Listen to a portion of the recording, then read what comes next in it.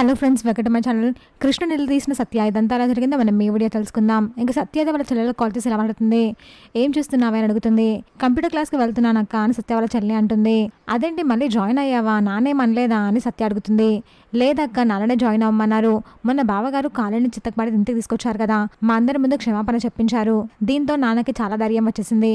ఆయన నన్ను ఈ కాలేజ్లో జాయిన్ చేశారు అని వాళ్ళ చెల్లి అంటూ ఉంటుంది. ఆ మాటలు విని సత్య అయితే షాక్ అవుతుంది. ఇంకా వెంటనే కృష్ణ రూమ్ లోకి తీసుకొచ్చి ఇలా అడుగుతూ ఉంటుంది.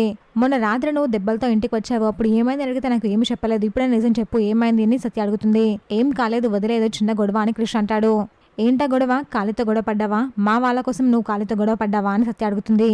దీనికి కృష్ణ అలాగే చూస్తూ ఉంటాడు.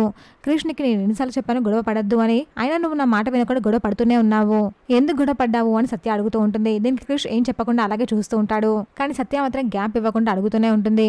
చూసాక ఫ్రెండ్స్, మరి ఏం జరగబోతుందో. ఇలాంటి జెన్యూన్ రకాల అప్డేట్స్ కోసం మా వీడియోకి లైక్ చేసి ఛానల్ని సబ్స్క్రైబ్ చేసుకోండి.